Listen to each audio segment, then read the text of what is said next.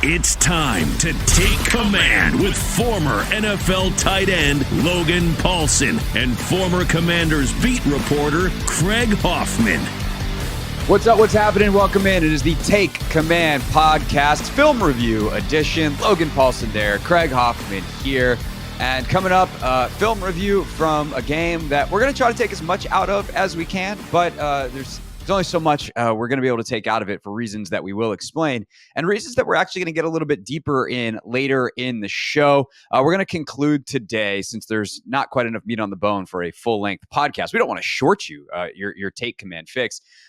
There's a lot of bad football teams in the NFL this year. Washington's obviously played a couple of them.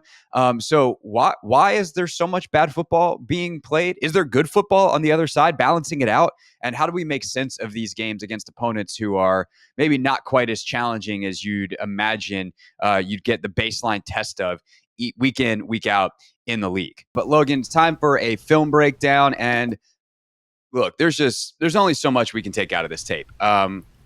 The Carolina Panthers are a not very good football team who is really banged up. They were missing 6 of their 7 starters on the front 7. So if we start with the offense here, Logan, what do you take away? Because I think not only do you see a Commanders offense that dominates in the way they should against an inferior opponent, especially because they're legitimately good. That's not to say that the Commanders aren't good.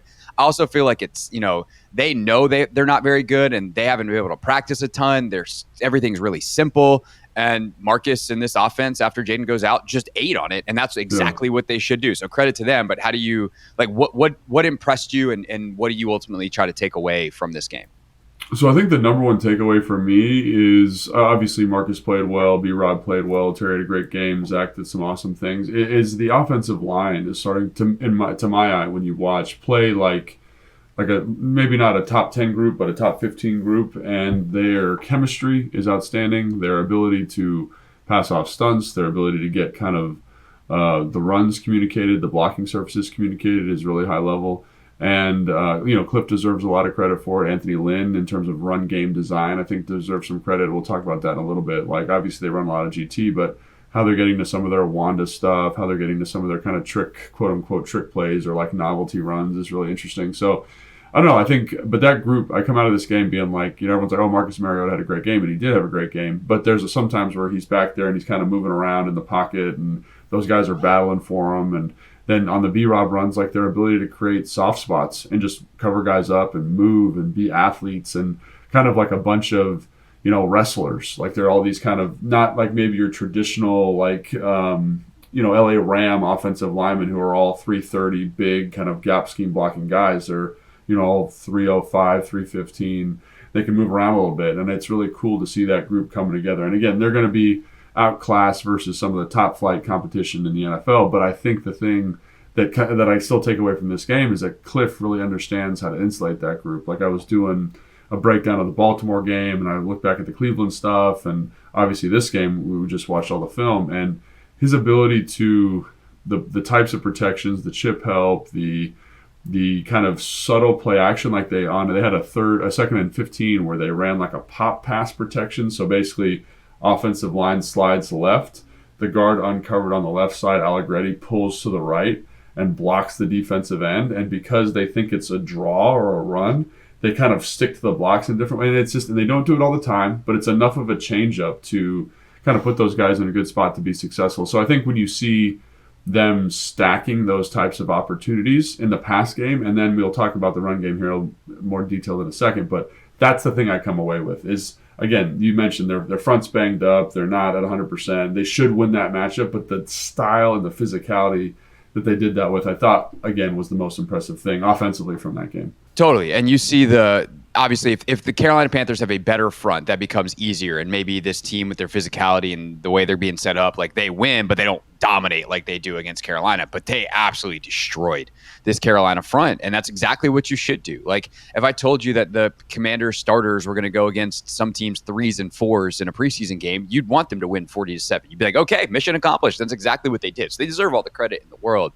But I think you do see the stuff that will hold up against better fronts. You see whether it's the chip help, whether it's some of the smart ways that Cliff sets up blocking surfaces in the run, which is how we're going to spend, I think, a lot of this breakdown here in a moment. Like you see so much good stuff that allows you to be successful as an offensive line. You see guys looking for work. If they don't have someone to block in a blocking structure as pass protectors, it's like, okay, let me scan. Oh, there's someone I can go just absolutely waylay. And so you better have your head on a swivel. And again, like in this game, it's enhanced because there's times where Marcus is able to just float back there forever, and some of the bad down at distances that you might wind up in and face some more exotic looks, you don't even get to because they're constantly moving the football forward. And Carolina is incapable of getting negative plays because they're banged up. Six of their seven front seven guys are out in this game.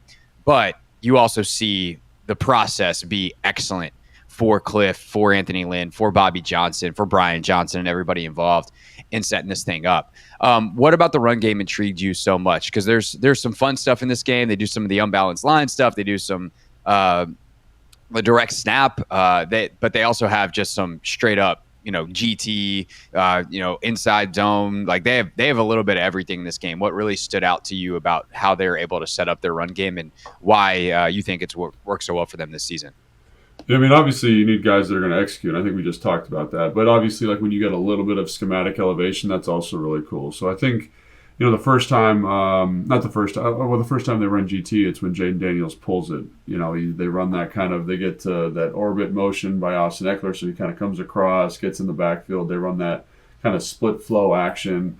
And on GT versus a 4-down front and, versus a 35 front, because I think they were in a 35 front, an odd spacing. They get an odd, Carolina does, and they get an even spacing. But basically, the end man line of scrimmage there is unblocked. On GT, you don't have enough people to block them, so you always need to figure out a way to hold them. And so in college, obviously, one of the things you do is you read that player. And so Cliff does a great job of reading that player. Noah Brown does a great job of cracking the safety. And Austin Eckler does a little, what I would call a grizz block and works out and blocks the corner. But they have grizz on, and I will say that Carolina on that play does a great job of fitting that run. But because we've protected, quote unquote, grizz, he pulls it and we're able to run for 34 yards. The next time they run GT is they run it out of that kind of wildcat look where they shift to B-Rob in the backfield, and it provides enough consternation for them that you're able to get a run. And then you mentioned the unbalanced stuff. I think that was maybe kind of the coolest little wrinkle. They've done that a couple of times. I don't know if they've run. I got to go back and look. I don't know if they've run GT out of unbalanced yet. But basically what they do is they get unbalanced and so for those that don't know, an unbalanced line means you move one of your tackles to the other side. So in this case, you have the center in the middle, just Nick Allegretti to the left, and then a tight end. And then Brandon Coleman goes and lines up as technically a tight end, but he lines up outside of Andrew Wiley. So you have extra offensive linemen on one side, not as many on the other, and thus the term unbalanced, and that's what that means. Yeah, so obviously, if you have 5 offensive linemen, there's 2 on either side of the center, and then now in unbalanced, you have a third guy and then 1. And so basically, in that look, they should basically do something called Carolina should do something called like new center, and so now I think it's Nick Allegretti should be the center. So the nose guard should line up over Nick Allegretti, and then the front should disperse accordingly. Cosme, because whoever it was, whoever's the left guard. They should shift to the right. Yeah, the left guard. They should lift to the 3-man surface, whatever the 3-man surface is, whether it's right or left. Yeah, and they did a lot. They did a lot this game, so they had a bunch of times to get it. But the first time they do it, they line incorrectly, and they basically treat John Bates as the tackle, and then Biotic as the regular center. So there's a huge gap to the offensive left in the play that I'm remembering, whichever unbalanced it was. And so Wiley gets a really easy, clean down block with whoever it is, Allegretti or Cosme. They're able to wash that all the way down, and then it just makes the run easier because pre-snap you've created good angles by getting them to misalign to unbalanced. Right. And then when they run unbalanced again and they line up correctly, Mariota pulls it and it's a 5-yard gain. So it's a really nice wrinkle. And again, they have the zone read off of it. They have the unbalanced off of it. They have the wildcat off of it. And it's a run that they really obviously liked a lot this week versus Carolina because they ran it a ton. And I do think Cliff deserves a lot of credit too because I feel like he gets a run that he likes and then has a couple different ways to call it. And it's not that that's the only run he's got up. It's that he, over the course of the game, feels that run is hitting well and then kind of calls it more. Another run that they ran, which I've never seen before, I think I maybe saw it a couple weeks ago when San Francisco ran it, but I'm not sure I've seen this team run it, is maybe they ran it against Arizona. But it's they get in like a tight bunch. They got into that tight bunch a couple times with John Bates on the ball or Ertz on the ball, and then sent it off in the hip, right? And so Wanda is running away from the tight end to the open edge. And so in this one, they bring Sinnott back. He sifts the backside, cuts the first thing off the tackle. And then instead of having Zach block that front side, Sam, safety, whoever that is, they actually have him run across the formation and crack the backside Will linebacker. And everyone's like, well, why would you do that? Like, doesn't that get it all confusing? What it does is it gets the linebackers to play back. So on Wanda, usually, because you're running to an open edge, so where there's no tight end, that run has to cut back right away, like 9 out of 10 times, because that tackle can't make that block, or that front side, I guess it would be a single in this case, can't get to that front side linebacker. But when you run across and you bring the fullback back, or Sinnott back in this case, the F back, it makes it feel like they're running a play pass. So the linebackers naturally bump back, and so that front side single can get to that first guy. Zach's cracking the backside guy. So now Wanda, which instead of mandatory cutback, can hit to the front side because the double team now has leverage, and it can cut back. So it's just a really nice wrinkle. And again, every single week they seem to have something like that. So again, I think they ran that versus Arizona, but they ran it out of a different formation.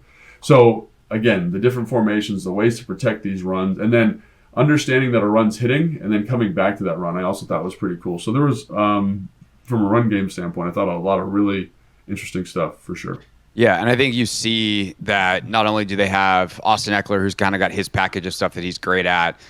B-Rob was fantastic. Like, McNichols can run the football. Yeah. He had a couple nice carries in this game too. So that ability to just keep guys fresh, and they run with such physicality, especially McNichols and Robinson, obviously. And Eckler does in his own way, but those two are just absolute loads that just crush people. And so that's not very fun if you're a linebacker getting hit by these offensive linemen, then have to tackle a dude running full speed at you that's coming downhill hard. And that physicality matters a lot in this league, and it wears over time. And so you see fourth quarter, these just chunks and chunks and chunks in close games. Obviously, this was not a particularly close game. Anything else from the offense that you really take away? I mean, obviously, like, Marcus found, I think, a good rhythm and stretches of this game. He also was able to get away with some stuff with the lack of pass rush that we talked about. You and I were texting during the game a little bit. There was a little bit of just like, let's play draw one up in the dirt and just kind of run around a little bit, and he makes plays, and he's great at that. Like, the confidence he had to make plays on the run.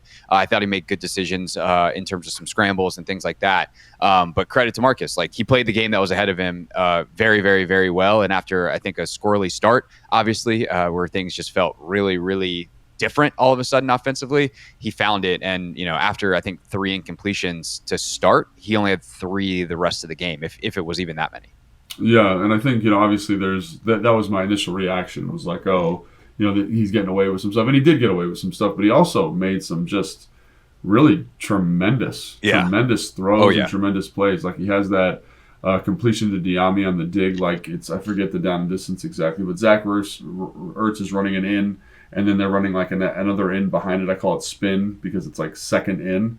Yeah. And he does a great job of kind of staring down Zach. The hook player kind of is in no man's land, and he throws this ball right over the outstretched fingers, and Diami does a great job kind of attacking that football. Really nice play. The one to Terry on the keeper, kind of layering that throw. And then the one to Zach I thought was excellent, where he's kind of on the move and makes that play. Like, those are big-time NFL throws that I haven't seen him make in a while. And I was talking to Kime the other day, and, Kime, he's such a smart guy, brought up a great point, and he was like, Have we ever seen him in an offense like this before? And the answer to me is no. Like, obviously in Tennessee, they're under center a little bit more.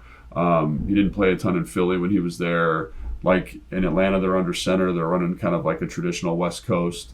And so to me, I was like, man, maybe this is something that it's going to speak to his skill set a little bit more. And again, like the all this stuff you said about Carolina is 100% true. But I came out of this game after seeing him make some of those plays, being like, man, maybe this is an opportunity, maybe this is a better fit schematically. Because in free agency, we're kind of like, is this the right fit? Do we want someone with a little bit more experience? But maybe this is what Cliff was looking for, or what Dan was looking for, or what this offense needed kind of as the backup player. So I thought this was a really cool kind of game for Marcus, for him to come out and make those plays. And that was really awesome. Another thing, just wanted to point out, is the Ben Sinnott touchdown. Like, I love the fact that they ran this play a couple weeks ago. I forget who it was against. I think it was against Cleveland, where they're trying to set up the zone read and Ben's going to block the corner. This week, it's exactly the same formation, exactly the same setup, but he bluffs the end. The corner attaches with Noah Brown. It's exactly how it played out against Cleveland, and you just throw a little ball to him. You know, like, it just they steal a touchdown for a guy who's been blocking his tail off all year. Yeah, it's like here's zone read, here's zone read, here's zone read. It's like, oh no, actually we're just going to dink this in for. So we talked about the run game, how they kind of layered all that stuff.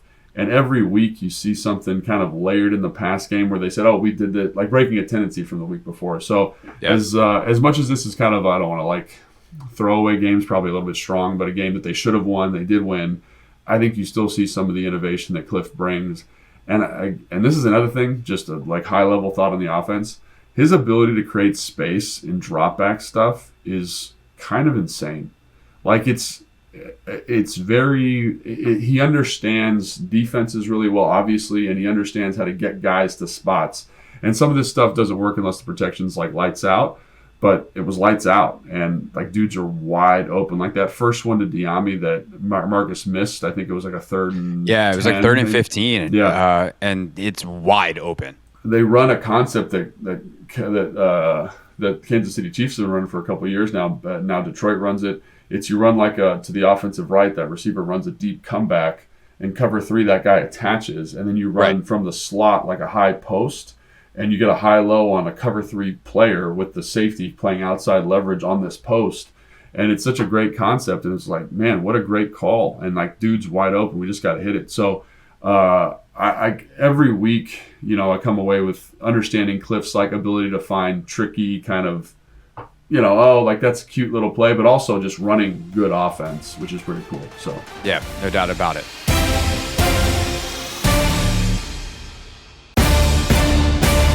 Take command, defense talking time. That's Logan. I'm Craig. Let's talk about what the Commanders did, which was absolutely dominate. And it's kind of funny, Logan. We said, hey, if the Carolina can stay in a good game flow and run the football a little bit, there'll be some drives that make you hold your breath. They had one. It ended in a pick 6. They then started chasing the game, and that was the end of that. How did the Commanders just absolutely shut this thing down against the Carolina offense that had produced in the previous 3 or so weeks since Andy Dalton took over the job? Yeah, and I think you saw that first drive, like what that offense can be, which is like kind of dangerous. You know, like they have a puncher's chance if things are going the right way for them. But obviously, if things aren't going for them, and like with most offenses, but you know, you look at some of the bigger games this week, the Detroit versus Minnesota, Houston versus Green Bay, there's turnovers. Those offenses are capable of overcoming that kind of adversity because they have elite quarterbacks. In this case, like the way the offense structured, they're just not built to be playing from behind like that. So you get 2 interceptions on almost back-to-back drives, and you get a 4th down stop in your own territory. That's 20 points right there, like boom. And I don't care how good you are, what kind of offense you are, you're not going to overcome those situations. So first off, great play by Deontay Fowler. First off, great game by Deontay Fowler. Like, obviously the pick, but just his understanding of formation. There was a couple really cool plays where he understood that he's to the nub tight end side. They're in cover 2. He's not the force player. I can really attack this inside gap. And so on that, I think it was the first down of that series, of that before the pick, the first down. They're running that throwback to Xavier Liggett, is how you say his name apparently. Bram told me that. And he just beats the tight end inside and is able to get a pressure and force an error and throw because he understands kind of the formation and how he can attack this. And I thought he rushed really well, him and Daron Payne, in terms of running ETs and TTs and just kind of. There was like 4 or 5 in this game where they really, you're like, oh, these guys just figured out how to play together, huh? Yeah. And again, and everyone wants to say, oh, well, Carolina's offense is terrible. But their offensive line is good. Like, they're good. They're a bunch of good players. Watch any run in this game. They're moving guys off the ball. They're physical. They're aggressive. They're pass protecting well. So, to me, that's real. Those are real reps. I know some of the offensive stuff with Mariota, it's like, oh, like, great job, Marcus, great throw, but like they're banged up. They're not, they're not anywhere near 100%. There's no pressure. It's glorified 7-on-7. Yes. And here, like, those guys are, that's a good group, and those are good players. And those guys made a lot of money this offseason in free agency. So that was really cool. I thought Frankie Louvu came and did his thing, like kind of the emotional Tasmanian devil that he is. And his ability to get a sack was great. And then, again, we're talking about Fowler again on that Yeah. fourth down stop, understanding, hey, like I can attack the C gap aggressively, makes a huge play. I feel like he just was in his bag in terms of understanding game flow and when he could take shots and when he couldn't. Bobby Wagner, just another consistent football game from him. I thought the back end played well, and again, some of that's, I think, Canales' offense is pretty straightforward. It's like, hey, we're going to run, this kind of zone beater. We're going to run a man beater over here. They did a good job of matching it up.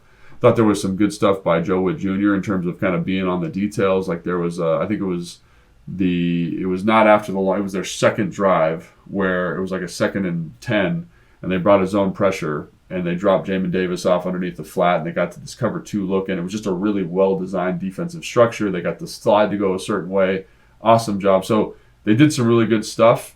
Again, they weren't overly stressed, but I think they kind of were playing their rules. There weren't any significant coverage busts. Thought guys played hard, and they kind of rode the emotion of the game for a pretty exciting opportunity. And they continued to do that right through the end. There was no let up. Obviously, They give up the 1 touchdown, which is still a wild stat. This team has not had a shutout since '91.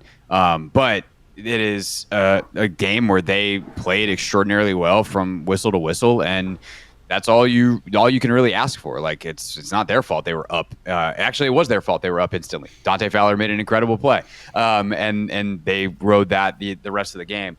One thing that I do think in terms of trying to learn things or take things that we can have moving forward, I think we're going to see more Fedarian Mathis on 1st and 2nd down. Johnny Newton is he plays harder than any defensive lineman I can ever remember watching. Yeah, this is not an effort. This is not an anything, but he is a rookie who's a little bit undersized and missed a lot of training, or actually missed pretty much all of training camp. And I think he's still figuring out how to play against the run in some of these. And again, Carolina's guards are really good. But he's getting moved off the ball pretty significantly. And you see the difference late in that first drive because Carolina runs the ball at the end around to Miles Sanders.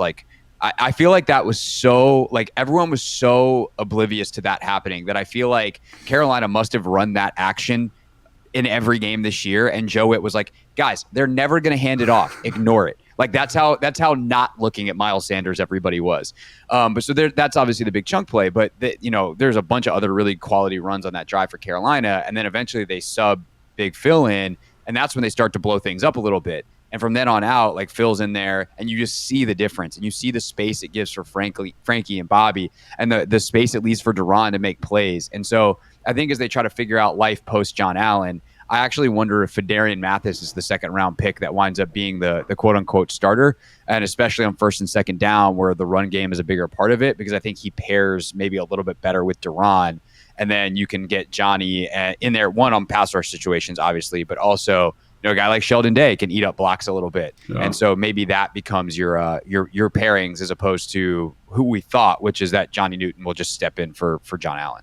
Yeah, and again, and I think you hit it really nicely. Johnny Newton played hard; he did some good things. I don't think you want him kind of living on 1st and 2nd down, especially against a team that wants to do this offensively. And so I think Big Phil is much more equipped physically to get that done. That's what he did really well in college. That's what he's done well so far in training camp.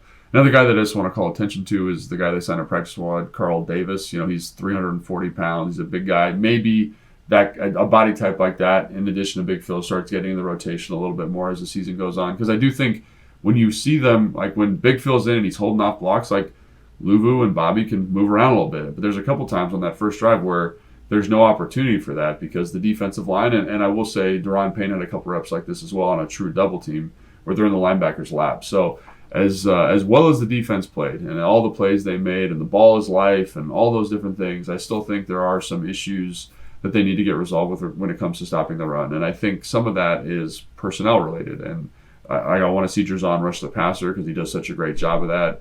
Duran Payne is excellent. He had a lot of big plays, kind of playing behind blocks and making tackles on runs. But finding some consistency there, I think, is going to be big for this team moving forward. And again, they won. They're excited. They played well. They played, and all in all, the production's not bad against the run. It's great. There's some stuff where you're like, man, if teams can exploit that more, which we don't know because Carolina was chasing this game. But if you want to be super optimistic about it, you ready for this spin, Logan? Last 2 weeks, they've held 2 pretty good rushing attacks, well under their average. Yeah. Baltimore was Absolutely. averaging 6 a carry. They only averaged 4.8. Obviously, that feels even worse considering late in the game they needed to stop and couldn't get it. Carolina is, at Chuba Hubbard like 3 point something in this game, which is fantastic because he's a good back and this is a good running game. But obviously, the opportunities were few and far between for them to run the football and kind of stack carries in the way you want to if you're a run first football team. But I do think that you have to you have to learn in wins and losses. It's something that Dan has talked about extensively. Like, what are the lessons? And I think from a schematic personnel standpoint, there are things that you take out of this if you're Joe and Dan and the rest of that defensive staff to go like, okay, that could be a solution for us. And if you find solutions to problems that prevent you from losing games in the future in a 40-7 win, that's even better than just a 40-7 win. Yeah. No, 100%. And I think, if, like you said, if you can learn and get better and grow every single opportunity, I think Dan is, like you said, has been very fastidious about getting that done, and that's been very deliberate since he's gotten here about making sure the guys are doing that. That's going to be great because you don't want to be the same team playing Chicago that you were this week. And so, how do we find ways to improve offensively and defensively? So.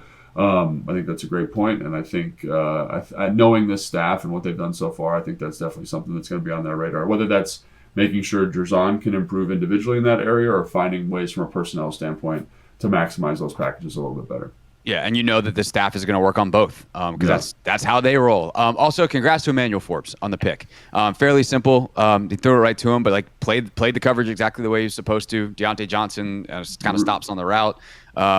And really made kind of a slick play, though. You know what I mean? Like when I'm sure you watched the L22. It's a vertical stem inside release or outside stem, right? Vertical, and then pushes vertical, and I'm like, oh, he's going to run the dig. And I think Forbes does such a great job of reading the stem and runs the route before Johnson does it. And Johnson kind of gives up on it, throws it to him instead. Really nice play. He's a quarters player there, I believe, and he's on the outside, and he's just like, there's no one else outside of me. Why don't you just stay out here? Like I don't need to stay in my Madden bubble. Like this is the most outside guy. Let me match the route, and he runs the route for him. Anthony and I were joking about his return a little bit, and then Anthony made the good point that I think Emmanuel saw the flags and was like, I don't need to get blasted. I'm going to get down here. There's clearly a penalty because this is a guy that's got great return skills. So I wish we got the full Emmanuel Forbes return experience, but hey, maybe he'll get some more. And I am curious to see. I don't think Dan was asked this after the game. Danny and I were obviously doing the post game as Quinn was doing his presser, and I don't remember seeing this in the transcript, but I might have missed it. I'm curious what they do with the rotation moving forward because I thought Emmanuel played pretty solid in this game. St. Juice and then getting St. Still back inside is what they keep saying out loud they want to do. So if Emmanuel's going to play special teams, which he did in this game, does that open up the possibilities for a little more rotation or eventually even a kind of reset to what we thought it would be at the start of the year if he's playing better in practice? So I think that's something to kind of watch moving forward. Obviously, a pretty significant test coming up with this Bears offense coming off a bye week on Sunday. Later on in the week on the film review show, we should also know more about Jayden's injury status, obviously listed as week to week as of right now. So on that on that preview show, we'll get deeper into kind of what the injury means moving forward, what we would expect to see if Marcus plays, any changes to the offense in the short term, if Jayden is able to go with this rib injury based off what might be compromised. So we'll do all that on Thursday.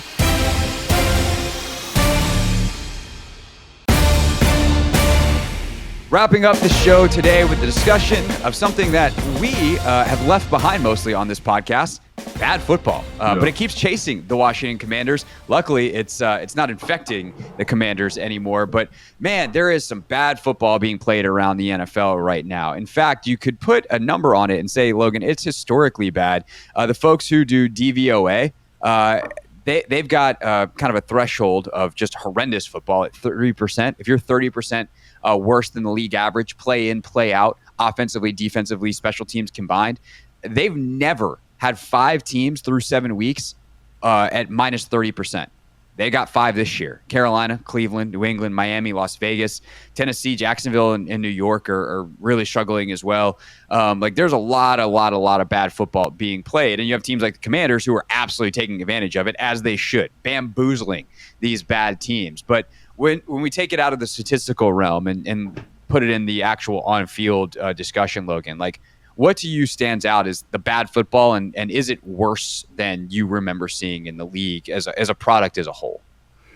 Yeah, I don't know if it's worse. Because you're so focused on your own thing, like when you're playing. I think the thing that jumps out to me is, I think quarterback play in general is not as good. I think when Tom Brady, Peyton Manning, Drew Brees, Phillip Rivers, Ben Roethlisberger, when all those guys retire, you're going to get worse quarterback play across the board. And I think you see that kind of throughout the NFL. And I think everyone's like, oh, defenses are striking back. I think offenses have just regressed because the talent at the number one, the most important position in the NFL is not what it's been. And we're kind of waiting for the next influx of guys to kind of build, like Trevor Lawrence obviously plays in Jacksonville, and he was supposed to be the second coming, but has not quite reached that, of those guys we just mentioned, where you're talking about him in the same vein as Andrew Luck, for example. Right. So I think that to me is like the number one driver. I think defenses are getting a little bit smarter. I think another thing that I think is maybe kind of overlooked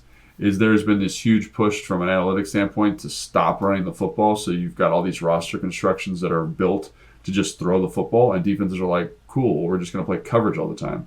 And it's made it really hard for young quarterbacks specifically to be successful. And I think when you look at the LA Chargers, for example, where Harbaugh's like, we're going to go back, we're going to play 80s football, we're going to run the ball, we're going to possess the ball, we're going to win in a last-second exchange because we're an understaffed roster, you see the advantages of kind of playing that smash mouth style in today's NFL because it deleverages the quarterback, it shortens the game, it limits the number of possessions your defense is on the field. So I think it's kind of a combination of things. Like the league was kind of evolving and projecting to this quarterback-centric model, and then all of a sudden their quarterbacks are all gone, and you're having to repopulate those things, right? And so I don't think the league has adjusted quite yet to the lack of quarterback talent, if that makes sense. For sure. So there's two things off that I think are really interesting. One, you look at the 5 teams that are below that 30% threshold: Carolina, Cleveland, New England, Miami, Vegas. And those are all teams, especially the worst two, Carolina and Cleveland, are the worst two offenders of this in the league, of investing, putting all their eggs in one quarterback basket, and then that quarterback fails. When I'm not necessarily saying that it's on the quarterback, especially in Bryce Young's case. Like, he was drafted 1-1 overall into one of the worst situations we can ever remember in the NFL. Watson's a different story. But in Cleveland, they trade for Watson coming off the ACL. Obviously, we have no idea what's going on with any of the legal stuff. And he comes in and he's awful, but they not only gave him that much guaranteed salary and kill their salary cap, but they give up a bunch of draft picks as well. And so they're counting on him to elevate what is going to be, by nature, because of what was spent on him monetarily and draft pick wise, a depleted roster. He's instead one of the worst quarterbacks we've seen, and now you have an unmitigated disaster situation for them offensively. And the same token, they kind of did the same thing to Bryce Young. They gave up a ton of talent. They gave up DJ Moore and multiple picks for the right to draft Bryce Young. And he comes in and he's a rookie. He can't elevate anything because he's a rookie. I just have to look this up just for fun. This is a crazy thing. Like, so to get Bryce Young, the Bears had to give the 9th overall pick, which ended up being their starting right tackle, Darnell Wright, the 61st overall pick, which is a starting cornerback, Tyreek Stevenson. They had to give up a first-round pick the following year, which is Caleb Williams, and they had to give up a second-round pick in 2025 and their best receiver, DJ Moore. Like, think about that. That's 4 starting players, 5 starting players if you count the traded player, 5 starting good players for them for 1 player, and it just shows you, I think, like we've talked about this ad nauseum, and we talked about this in the context of the Commanders quite a bit, the environment and the ecosystem is so important. So if you're like, everyone's like, oh, we got to trade, get these people in here. It doesn't always. You got to trust. You got to be right. The process. Trust the process when it comes to team building, and the tried and true model is building through the draft. So when you're just hemorrhaging draft picks for this one person, it very rarely works out. And I think you brought up a great point. Carolina and Cleveland, both really good examples of, like, when that guy's not elevating your team, you're going to be in a bad spot. Yeah, and that's why Jayden is so valuable here, is because they acquired him naturally. Like, they did not have to give up anything to take the quarterback at 2 overall, and then they got it right.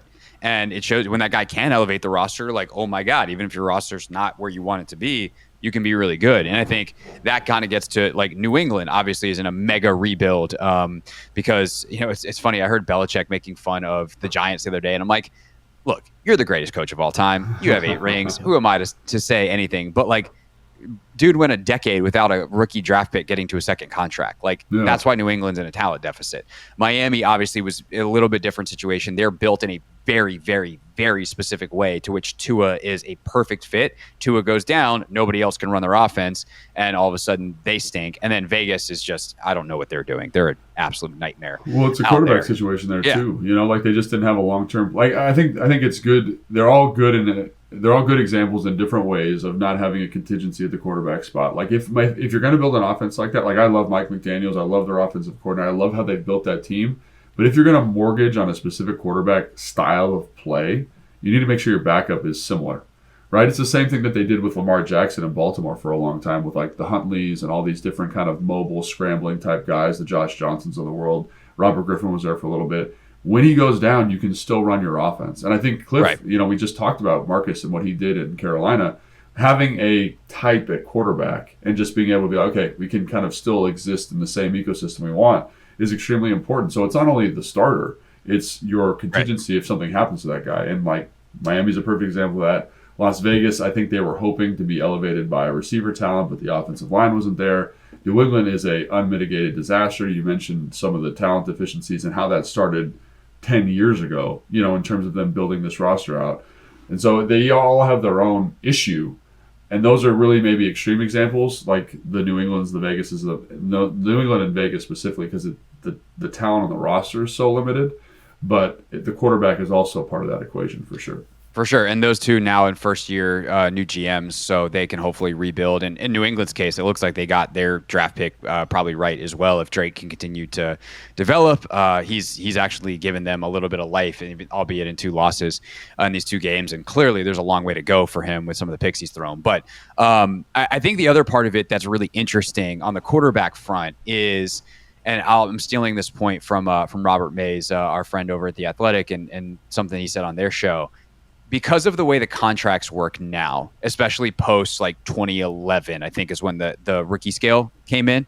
Right. It is so much more valuable to have a rookie quarterback that the 28-year-old veteran doesn't really exist anymore at the quarterback position, where it used to be like, hey, can we go find a cheap veteran? Because if we take a guy 7th overall, that's the 3rd best quarterback in a draft, we're going to have to pay him stupid money. Well, now we take that 7th guy, and like if he doesn't work, we'll take another one next year. Like we've seen some teams do that. We saw Arizona when Cliff was there. Like Josh Rosen, they take it 11th, and it's not really working. They have the first pick the next year. It's like, we'll take Kyler.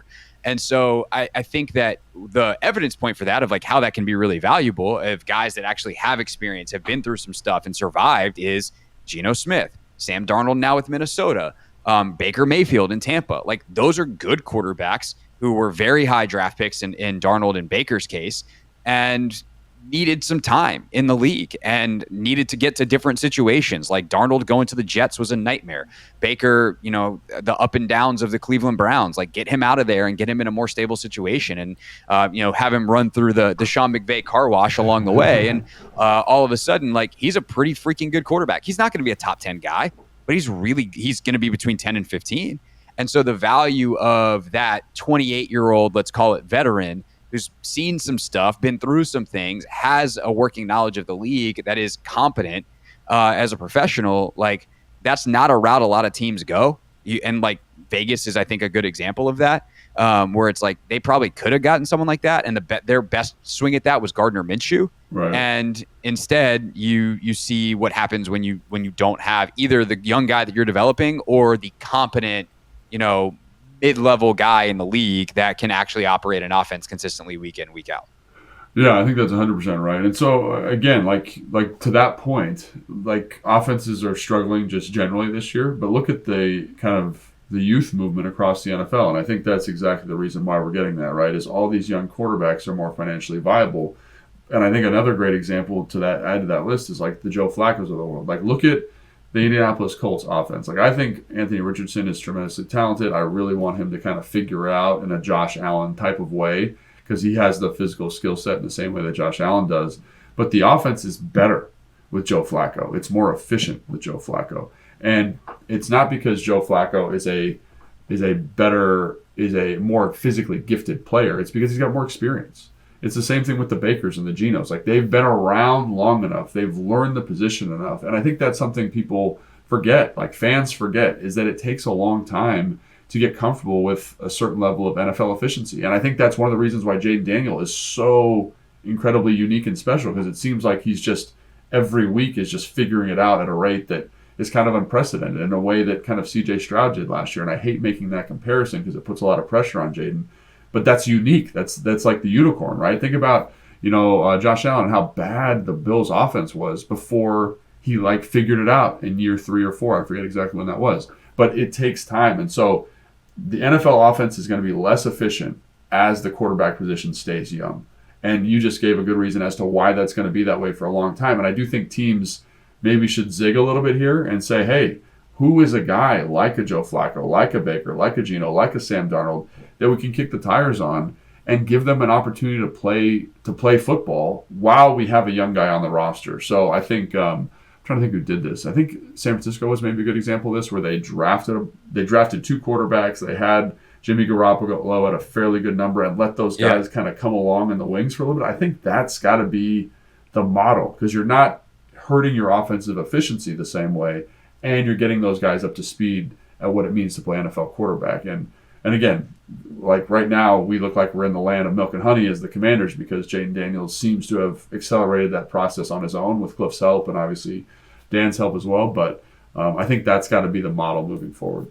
Yeah, it's definitely interesting, because then you're like, well, we don't have our guy for the future, and we're going to be too good to be up there in the draft and get him. But it's like, if you can develop a guy while he's learning behind, a really competent guy, like obviously the best version of that, and this guy was a first-round pick, but like Pat Mahomes learning behind Alex Smith had a huge impact on his career. Jordan Love, great example Jordan too. Love, Aaron Rodgers before him behind Favre. Like, it is a proven model to an extent. There's no foolproof way to get the right guy at quarterback. But I would also say, Logan, I'd be curious your thoughts on this, especially is, could the same be true or said about other positions? Because the financial incentives are the same at all positions. It's more intensified at quarterback, because if I can pay a quarterback $5 million whenever the top ones are making $60 million, I'm paying 1/12 versus hey, Brock Bowers is amazing, but he is not nearly as much of a discount compared to what the top tight ends are making, even if he's better than a lot of those guys. So there is like the financial part of this, but I do think that middle class element, you could look at other areas of the Commanders roster and say, how are they avoiding the bad ball trend?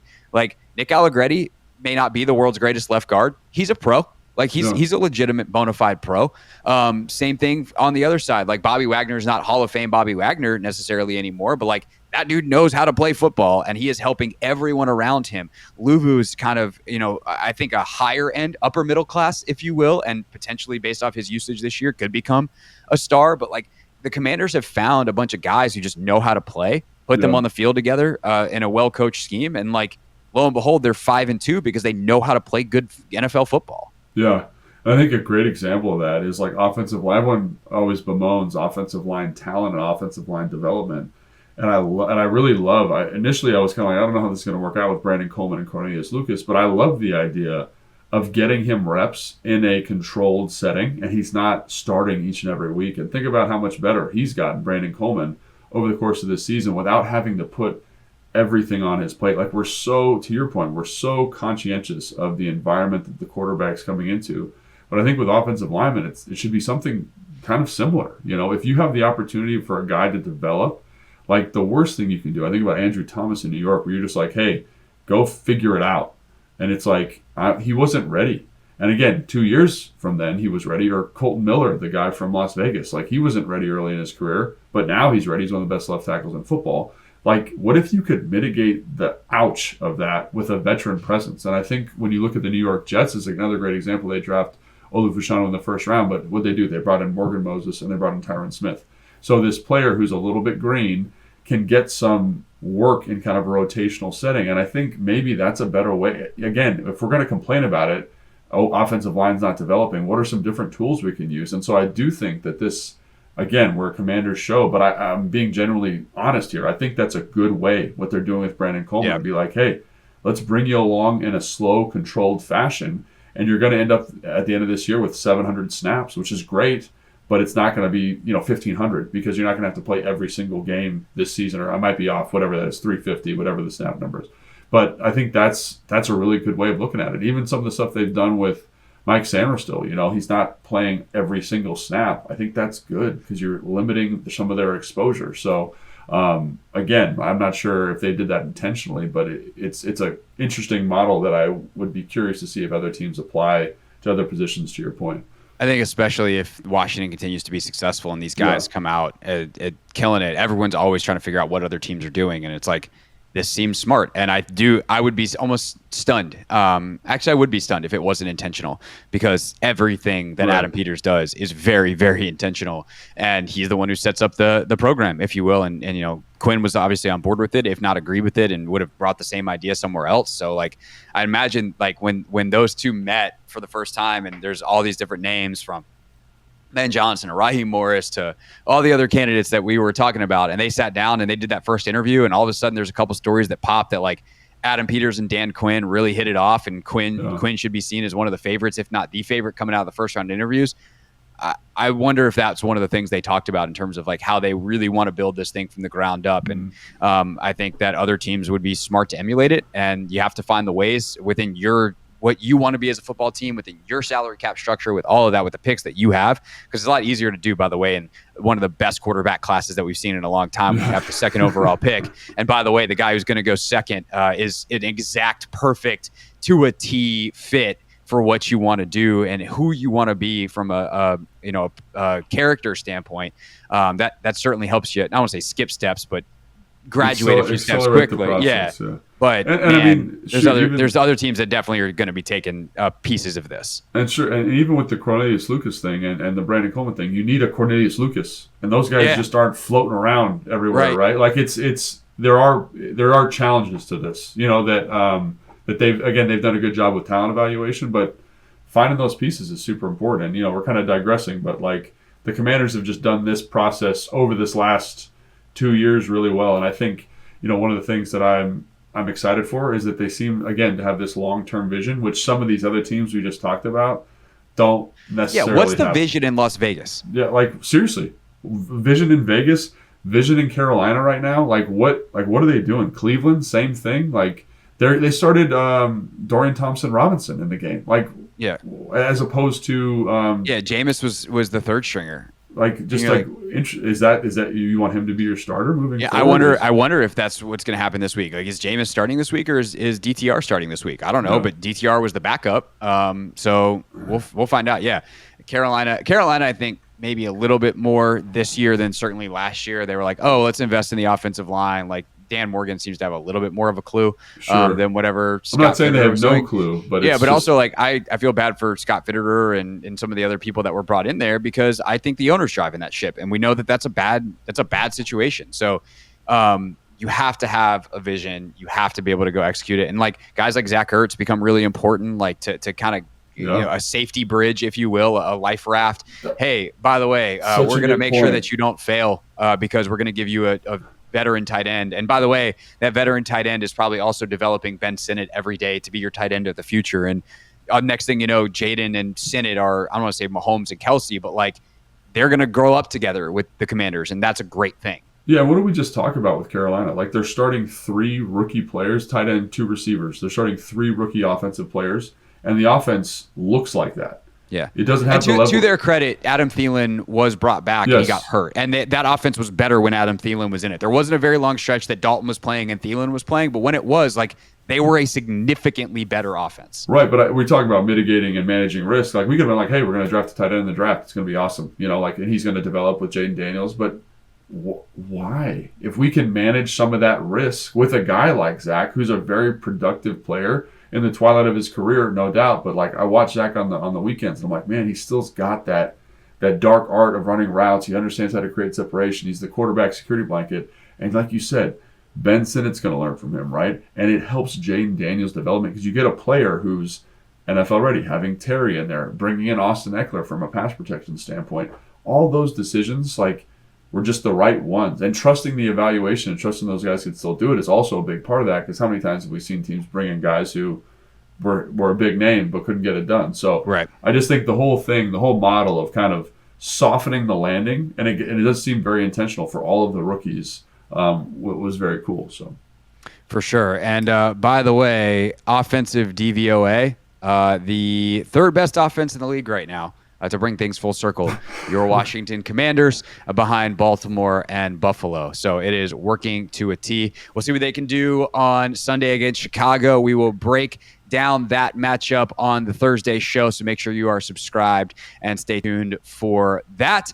For Logan, I am Craig. Thanks so much for watching and listening to Take Command. Thanks for watching this clip of Take Command, which has a brand new home. That's right. You can watch on YouTube at the Team 980. You can also listen to full episodes in the free Odyssey app, which is now enabled with Apple CarPlay. So we'll just, follow you around.